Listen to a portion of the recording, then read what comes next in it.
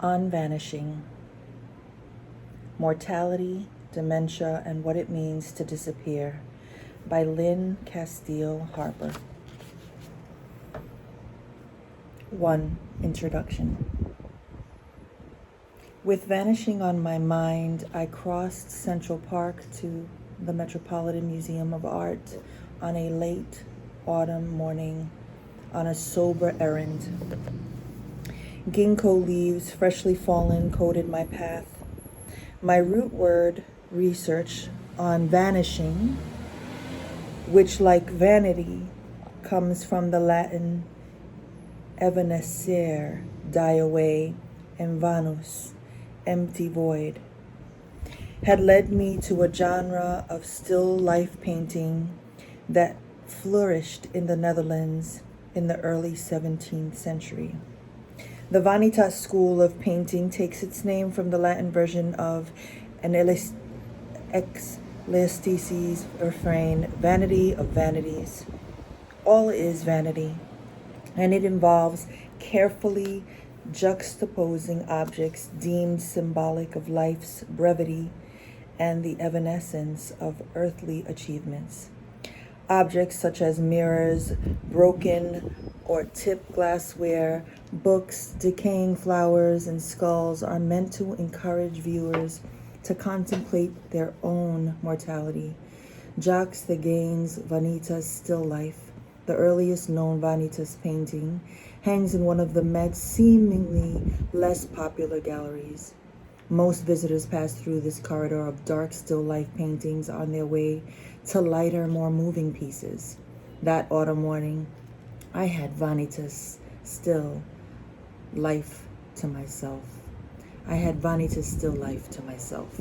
A modest-sized piece, 32.5 by 24.25 inches, it contains a panoply of Vanitas symbols. A thin stream of vapor rises from an urn. An orange flower with browning leaves languishes in another. Dutch medals and Spanish coins glitter in the foreground. Two philosophers, Democritus, the laughing philosopher, and Heraclitus, the crying philosopher, recline in the painting's top corners, pointing to the objects below. A large, transparent bubble hovers above a human skull. From every angle, the viewer confronts images of life's transience, but it is the skull that serves as the central reminder of human vanishing. The empty eye sockets locked my gaze, making me think vainly of my own future. A hollowed head, more than any other bodily remnant, symbolizes death's totality, an unyielding force that consumes the entire person, even the ability to think. I guess there's a reason why the sight of Yorick's skull, not his rib cage or pelvic bone, occasions Hamlet's famous lament. As a condition associated with the head, dementia, like the Vanitas skull, ignites an especially acute awareness of mortality. Placing our very selves under death's scrutiny, in the last decade, I have glimpsed dementia from several different angles. I have seen dementia-related deaths in my own family. I have worked with dementia sufferers day to day in my capacity as a nursing home chaplain. I recently discovered that both my parents carry one copy of ApoE4, a gene variant strongly linked to late onset Alzheimer's disease. I have a 50% chance of having a single copy of the gene, which doubles or triples my risk of developing the disease. I have a 25% chance of having two copies, which elevates my risk by 8 to 12 times, giving me a 51 to 68% chance of having Alzheimer's by the time I'm 85. My particular bloodlines aside, the chance of getting Alzheimer's disease, the most common form of dementia, is 1 in 9 after age 65 and 1 in 3 after 85. Nearly 6 million people in the United States are living with Alzheimer's, making it the nation's 6th leading cause of death. And yet, nuanced thinking about dementia is largely absent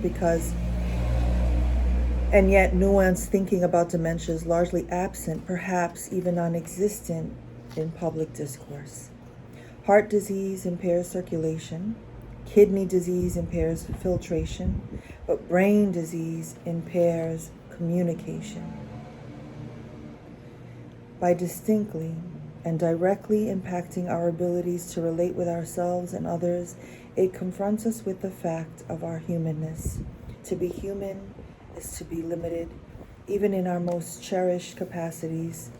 Perhaps more than other conditions, dementia brings our fundamental lack of ultimate control over our lives and their endings to a head.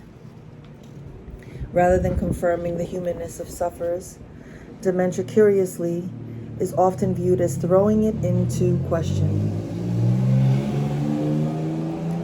A gerontologist once told me over lunch that he begins his dementia caregiver workshops by telling participants that their loved ones remain persons throughout their illness. He reminds caregivers that even as their relatives become more inaccessible, their core never leaves. I'm glad for his admonition. I'm also troubled that it is needed. I doubt caregivers of persons in terminal heart disease need such instruction. Or caregivers of infants need reminders that even though their babies cannot talk or use the bathroom, they remain people. That we need reminders that persons living with dementia are still people elevates my curiosity and my suspicion about the peculiar burdens dementia-causing diseases bear. We seem to have placed dementia beyond the scope of ordinary human imagining, as if this condition alone reveals some nasty, shameful secret, the ease with which we all may disappear. The cultural critic, Susan Sontag's classic, Illness as a Metaphor, emerged from her rage at seeing, after her own cancer diagnosis, how much the very reputation of this illness added to the suffering of those who have it. In 1978, Sontag contended with cancer's reputation as scourge, invader, predator, demonic, pregnancy, demonic, enemy, barbarian within. Cancer's roots were then imagined, at least in part, as psychological, resulting from repressed emotion.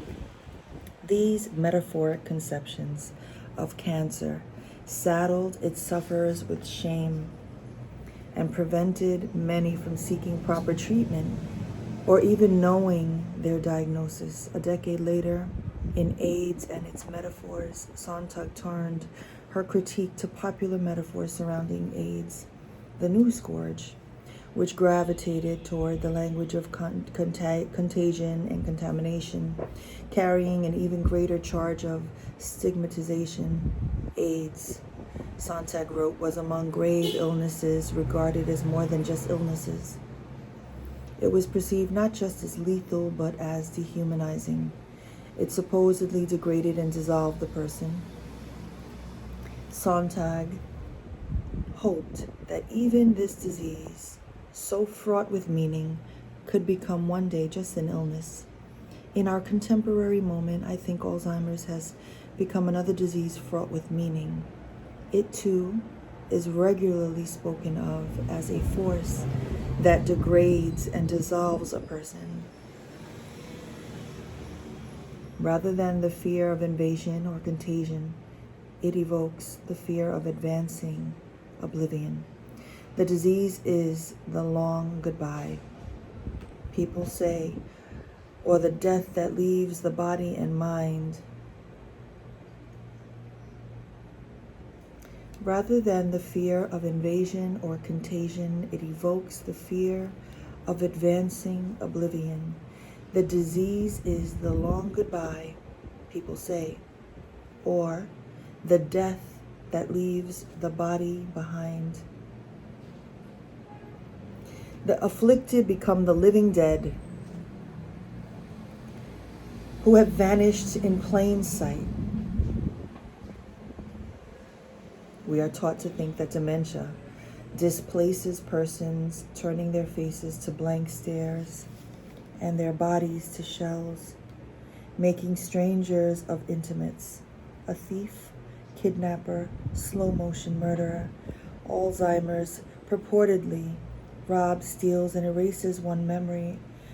Alzheimer's purportedly robs, steals, and erases one's memory, mind, personality, even one's very self. That persons with dementia are so readily envisioned as vanished or vanishing, succumbing to an especially terrifying, slow-moving, unstoppable vortex of suffering, surely speaks to anxieties beyond the ordinary fears of death and disease. The intense negativity of dementia metaphors combined with their ubiquity moves them beyond vivid description of brain disease. They express an outsized dread. It seems dementia has become more than just an illness. I worry that the language we think describes a reality also creates one. That Alzheimer's notorious reputation adds to the suffering of those who have it, their caregivers, and everyone else in the at-risk population. That is, all of us who plan to grow old. Images of vacancy seem to push persons who do not have dementia away from those who do, keeping us at arm's length from them. If the light's on but nobody's home, why would I or anyone else wish to visit? The story of how I became involved with dementia is not entirely straightforward, perhaps mirroring the oblique course of dementia itself. I can trace some of my interests back to the summer after I began divinity school. The summer I turned 24, when I completed my first unit of chaplaincy training in a hospital. I was reluctant to enroll in the 10-week program, fearing I did not have the constitution for this kind of work. The last time I had been inside a hospital was 5 years prior, when I had visited a friend who had been in a motorcycle accident. When she described the pins screwed into her hips, I fainted and fell backward, hitting my head on the cold ceramic floor. I spent the afternoon in the emergency room for observation. But with no other prospects for the summer, I applied to the program and was assigned to a neurological unit where patients were recovering from brain surgery. They had had tumors, aneurysms, strokes. I spent each day with patients who struggled to find words, to relearn basic tasks, and to just stay awake. I learned about brain death when I was called to the room of a teenage kid who had crashed his four-wheeler into a tree. His mother's knees buckled when she received the news that her son was brain dead. The fragility of the brain pressed in upon me, and I began to confront how closely I had tied my sense of identity and worth to my own intellectual ability, a metric that now felt remarkably tenuous. I wanted to push away this disquieting insight, but grappling with the brain's changeability would not leave me so easily. 2 weeks after I left the hospital, I began a requisite year-long internship. My placement was a continuing care retirement community, also known as CCRC, which I learned is a campus that contains tiered levels of care, including independent living, assisted living, and skilled nursing or nursing home care. Rather than the acute brain traumas I encountered in the hospital, this assignment exposed me to the ordinary frailties of aging minds. I shadowed the community's two chaplains, Maurice and Ray. I recall Maurice listening with great attention to a woman with severe dementia. While I could not make any sense of what she was saying, Maurice seemed utterly engaged. Later, he spoke to me about the importance of listening to patients, word fragments, and connecting them to Latin morphemes. At the time, I found this lesson a bit tedious and far-fetched. But what strikes me now is how seriously he had taken her, how he had presumed a meaningful interaction was possible.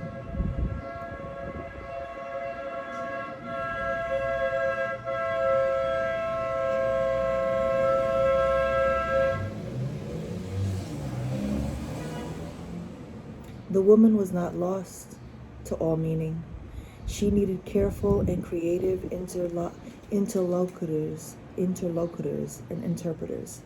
Each week I accompanied Ray to the Memory Enhanced Residence, a small wing of the facility where a dozen or so residents who had dementia lived in a homey environment with a shared living room and dining room. After Ray read from the Bible and gave a brief reflection, he would ask a resident named Thelma to give the closing prayer. She had been a pastor's wife, and the intonation and fervor of her prayers reflected decades of blessing meals, church meetings, and Sunday school classes. While they did not always follow the logic of her prayers, how one sentiment connected to the next, I sensed their sincerity and the calm assurance that overtook Thelma, and that touched me too.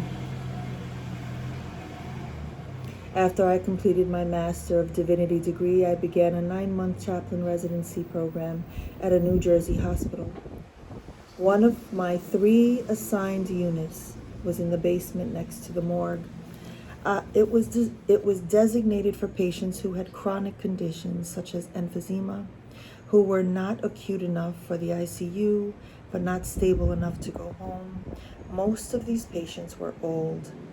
As the year progressed, the unit began to house mentally ill patients who had come to the emergency room and were waiting to be transferred to a psychiatric hospital.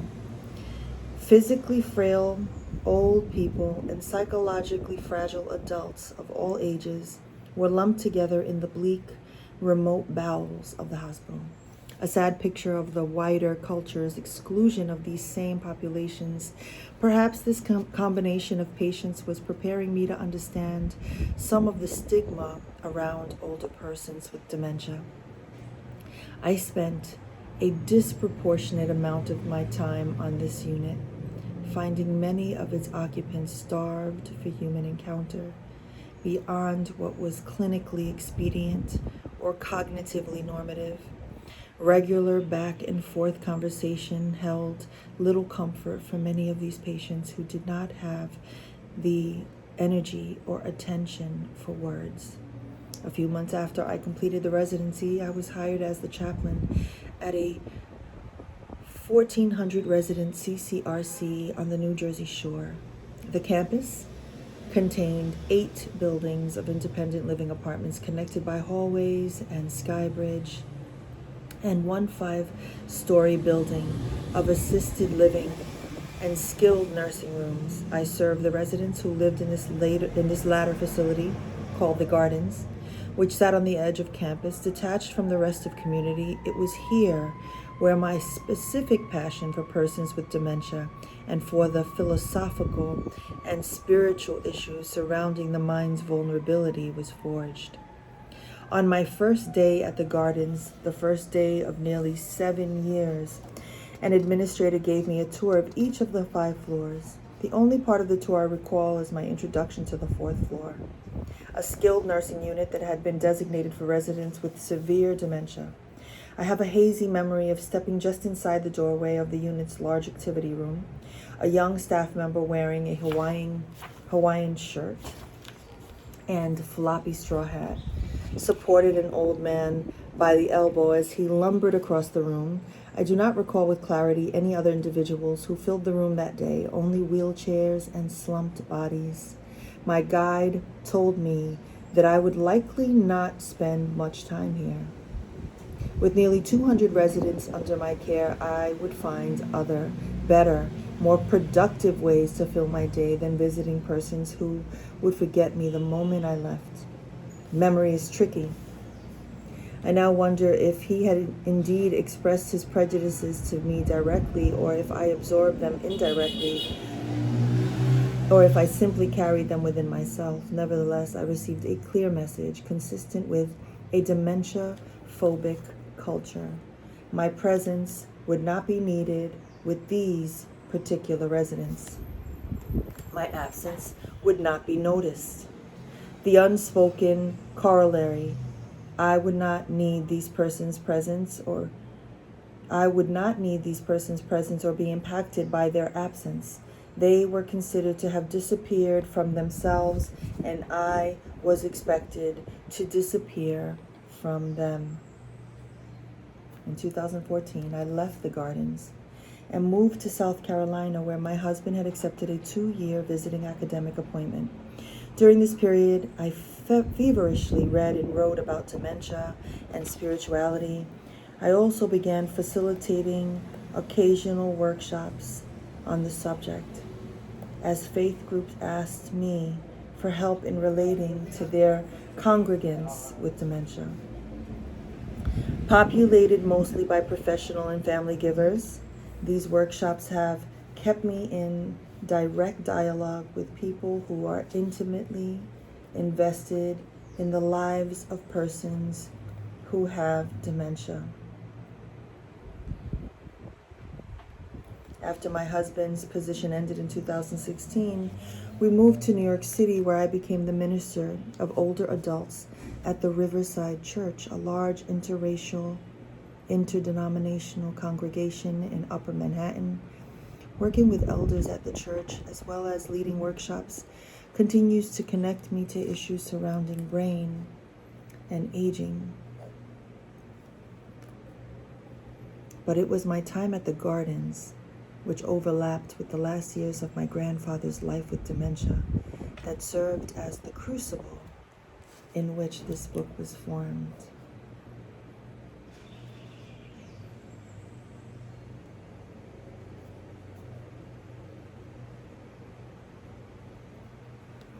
The closer I came to people with dementia, the more my assumptions vanished, the more they became individuals rather than a blur of disability, while I encountered diminishment and loss on the garden's dementia unit. There was more than just deterioration. At times, I felt I was witnessing, instead, a kind of ascendancy of compassion, honesty, humility. I befriended Evelyn, a retired math teacher who spoke to me as a colleague, often asking, "How are your students?"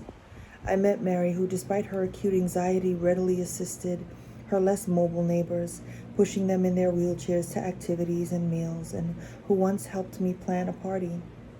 I met Bernice, who taught me that not all of the disappearances associated with dementia prove unwelcome or tragic. What vanished in Bernice's later years was some of the distressing manifestations of her long-standing mental illness. Crippling anxiety and paranoid delusions gave way to more laughter and delight. One day she pointed out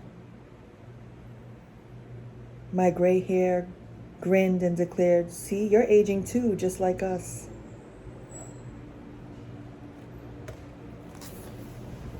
I came to know these residents and so many more, not primarily as defective victims of Alzheimer's presumed to be lost to their disease, but as complex, dynamic individuals. And I began to wonder, why do we, those whom the dementia activist Maurice Friedel termed the temporarily able-brained, need them to vanish?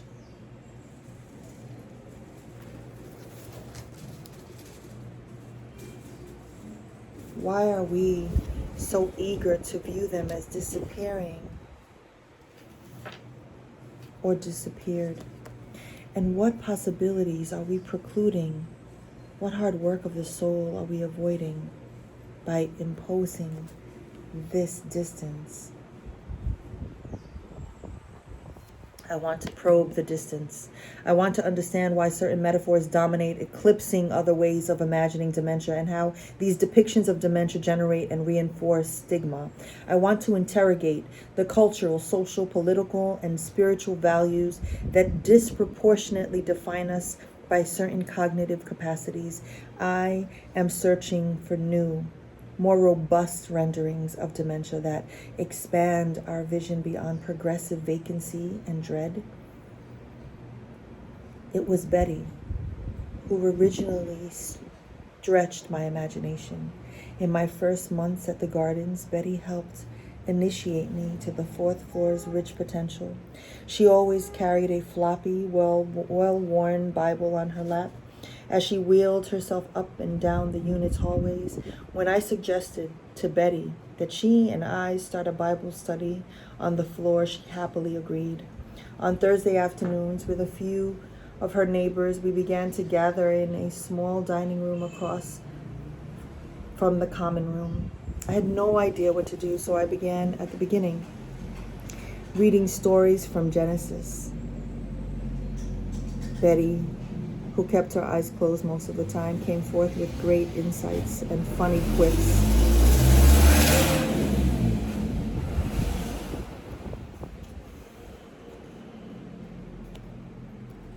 It was Betty who originally stretched my imagination. In my first months at the gardens, Betty helped initiate me to the fourth floor's rich potential. She always carried a floppy, well-worn Bible on her lap as she wheeled herself up and down the unit's hallways. When I suggested to Betty that she and I start a Bible study on the floor, she happily agreed. On Thursday afternoons, with a few of her neighbors, we began to gather in a small dining room across from the common room. I had no idea what to do, so I began at the beginning, reading stories from Genesis. Betty, who kept her eyes closed most of the time, came forth with great insights and funny quips, but only after she had sat in silence for many minutes. On the afternoon, I read the story of Joseph's brothers, throwing him in a pit and selling him into slavery. She exclaimed, "Oh, the jealousy!" As the other participants were dispersing after our closing prayer, I learned that her long silences did not mean she was disengaged. She taught me to slow down and wait with my mouth shut. Like any good evangelical, Betty lamented that the group was not bigger. She wanted converts, new recruits. She had imagined throngs, not just 3 or 4 acquaintances in small circle. Her compassion, her passion for engaging others struck me as utterly loving, a thoroughly intact desire to reach beyond herself. Betty's tireless energy laid the groundwork for the group to flourish after her death. Although perhaps not quite in the way she would have hoped, the group did grow, evolving into an interfaith spirituality group of 9 or 10 devoted attendees. Our meetings became the highlight of my week. Whether facilitating this group, visiting with residents and their families, or chatting with stretched, thin staff, I found I spent more time on this floor than any other.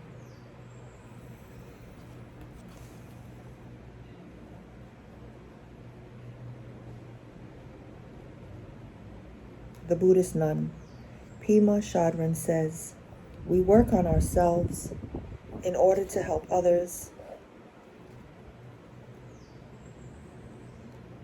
and we help others in order to work on ourselves." We go into the areas of society that we have rejected so we can reconnect with the parts of ourselves we have rejected. I spent time on the dementia unit not because I was some kind of martyr or saint, or because the work came preternaturally easily to me. It did not. but because perhaps I sensed I could mature as a minister, as a person, only if I learned to embrace those people whom we can all too easily believe have nothing to offer. Perhaps in the process of knowing them, I might come to embrace the seemingly unworthy, confused, strange, fragmented parts of myself.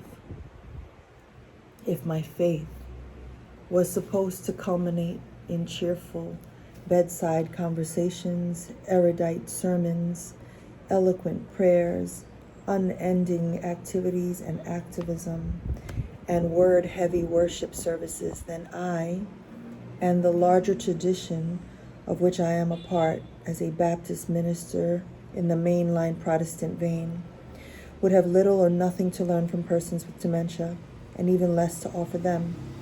But I began to see my faith and my role in different terms. I think dementia, the process of turning it over in my mind, investigating it, and above all coming close to persons living with it, has slowly stretched my imagination about spirituality, asking me to value silence and absence, to embrace strangeness and spontaneity, to revere the nonverbal and nonlinear. Around the time I began working at the gardens, my own family was encountering up close the depths of dementia. On the morning of my grandparents' weekly shopping trip, the teenage boy whom my mother had hired to shuttle her parents around town found my grandfather on the lawnmower and my grandmother unresponsive in bed. Apparently unable to rouse his wife of 65 years, my grandfather had gone outside to mow the lawn. My grandmother's sudden death exposed the hundreds of ways she had compensated and covered for my grandfather's dementia. What we had dismissed as hearing loss, a bout of depression, or a touch of senility revealed itself as something progressive and pervasive. Overnight, my mother became his caregiver. My mother and her father were living in an intimate way what I was encountering in a professional setting half a country away. Unlike me, they did not leave the dementia floor at 5 every evening. They were grounded in the round-the-clock realities. During the year, I began writing this book, and just a few months after I had left the gardens, my grandfather died. This book in part seeks to trace the long shadow of his absence and to honor and reframe his presence. But ultimately, it is not about him. While I hope this book sheds light on how to better care for people with dementia, my primary aim does not involve teaching techniques or methods. Rather, this book is about those of us who do not have dementia yet, those of us who never will, and those of us who are already suffering dementia's effects, or have friends or family who are. It is about examining our fears, questioning our culture, and at least, in my case, reorienting one's spirituality in light of challenges and possibilities such diseases bring forth. It is a book about vanishing and what vanishing really means. The skull in Vanitas' still life, while undoubtedly grim, bears a wry, gapped grin, a grin missing 4 front teeth. Stripped of its flesh, our bone structure apparently discloses a faint, effortless smile. The skull's stark, denuded presence signals gravity, but its blithe effect signals buoyancy. Perhaps this face of death reflects both the weeping Heraclitus and the laughing Democritus, pointing viewers back to Elixtices. There is a time to weep and a time to laugh. Wisdom. Here comes, lodged in apposition, pairs of apparent opposites being wisdom. Here comes lodged in apposition pairs of apparent opposites, united by the word and, a time to be born and a time to die, a time to break down and a time to build up, a time to cast away stones and a time to gather stones together. These lines in Ecclesiastes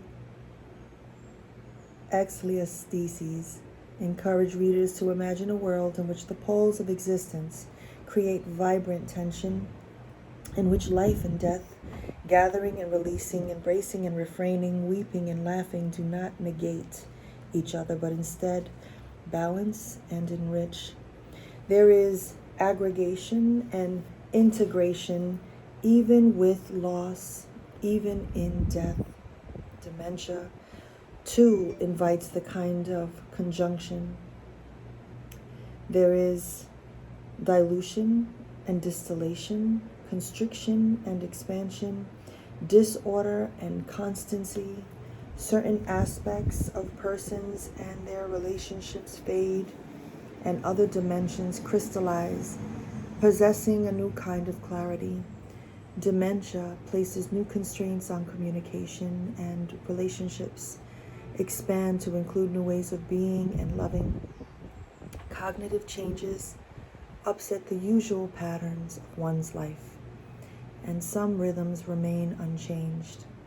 I heard a woman describe her spouse with dementia as my gone but not gone husband, and her phrase seemed to strike at the heart of dementia's paradoxes: an acute awareness of absence and an equal insistence on presence. Lately, I am struck by its general relevance as I consider my own gone and not gone self. The cells that comprise my body, all of our bodies, routinely break down or slough off, and new ones take their place. Some cells, like neurons, die and are never replaced. Paradox lives at the heart of my faith. Paradox lives at the heart of my faith too.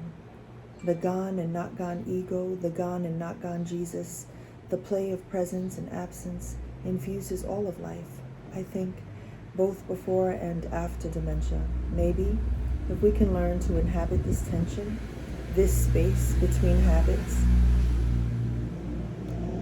maybe, if we can